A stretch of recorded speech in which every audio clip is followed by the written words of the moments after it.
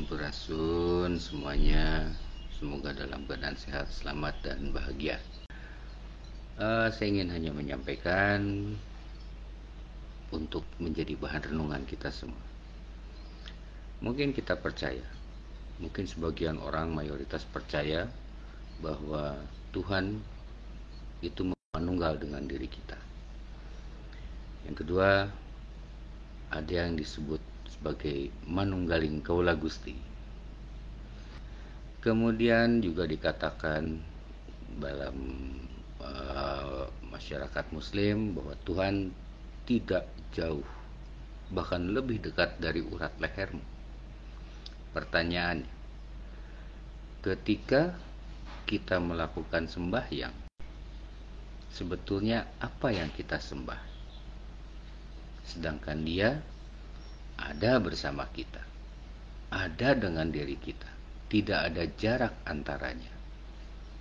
Maka bagi mereka yang melakukan sembahyang, sebetulnya menyembah apa dan menyembah siapa?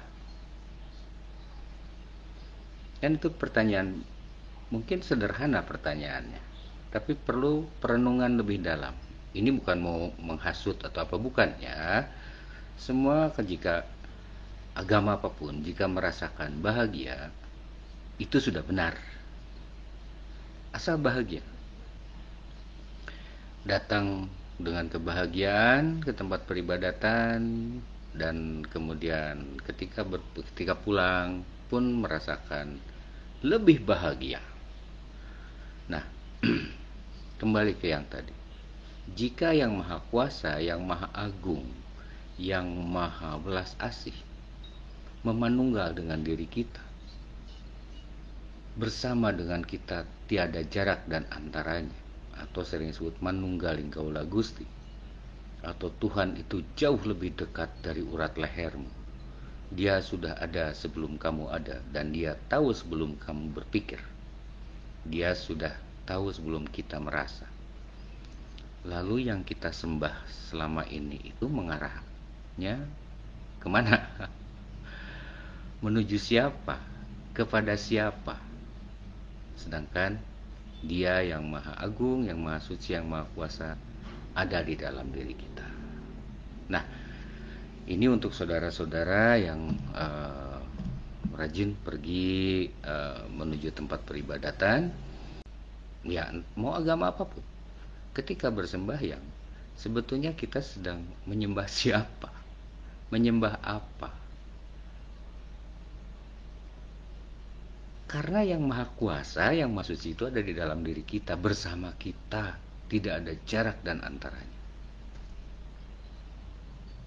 Dan ada keanehannya memang, ketika berdoa, kenapa harus menghadap ke atas?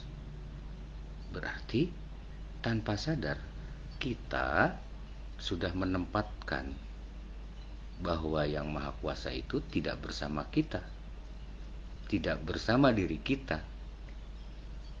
Nah, coba kebiasaan itu mungkin perlu kita renungi bersama, perlu kita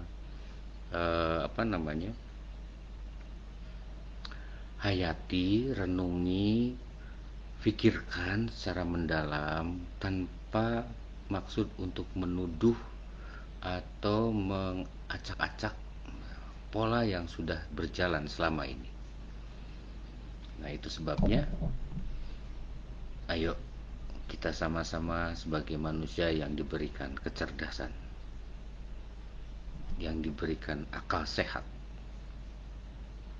Yang paling salah adalah ketika seseorang berharap surga, ya, atau suatu tempat yang maha indah, tapi mereka lupa, tidak pernah menenangkan jiwanya.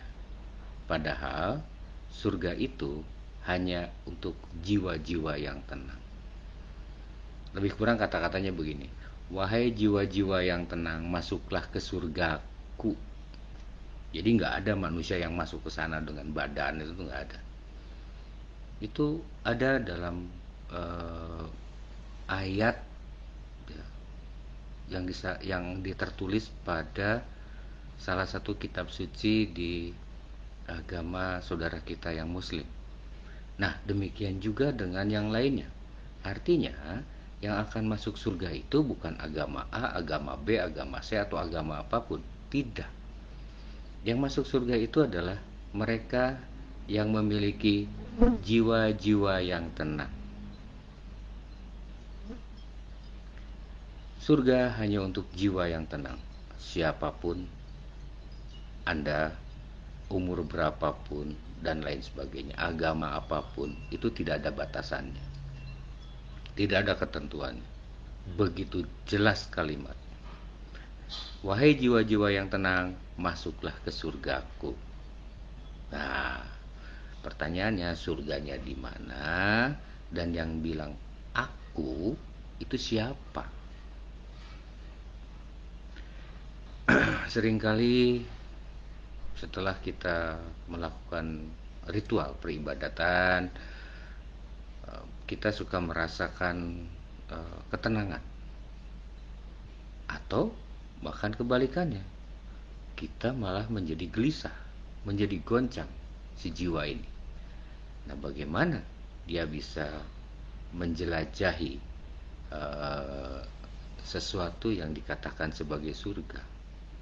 Apakah surga setelah kematian atau surga di dalam kehidupan ini? Kita bisa menciptakan surga di dalam diri kita sendiri ketika jiwa kita merasa tenang. Itulah rasa di surga. Kan yang penting rasanya, bukan tempatnya. Maka ayo kita sama-sama berpikir, merenungi. Kalau Anda sampai ke satu titik merasakan, bilanglah, oh iya ya, gitu, bahwa saya percaya, sangat mempercayai bahwa yang Maha Kuasa itu bersama dengan kita, tidak ada jarak antaranya, bahwa yang Maha Agung, yang Maha Suci itu ada bersama kita, lebih dekat dari urat leher kita.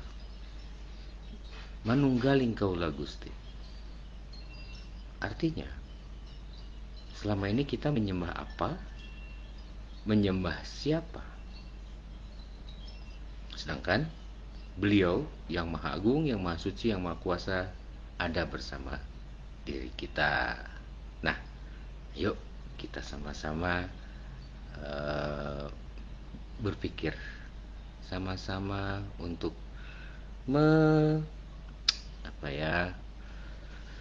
mencoba untuk memahami lebih jauh.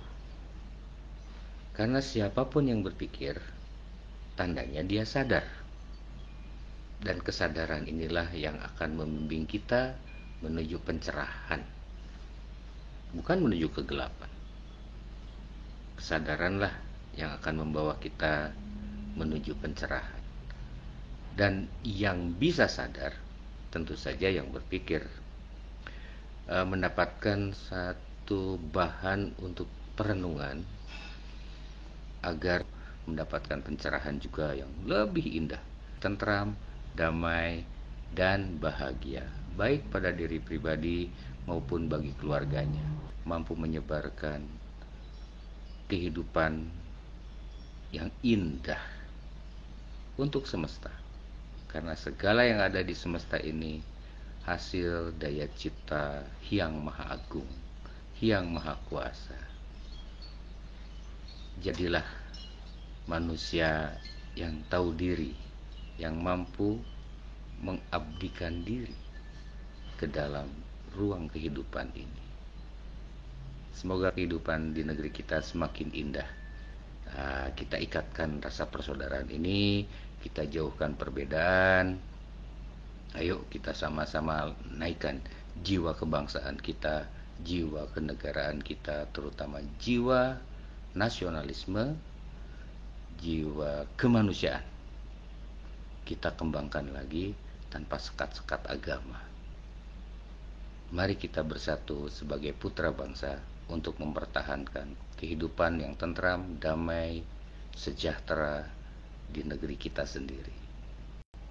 Itulah orang yang sudah beragama, bukan orang yang sedang belajar agama.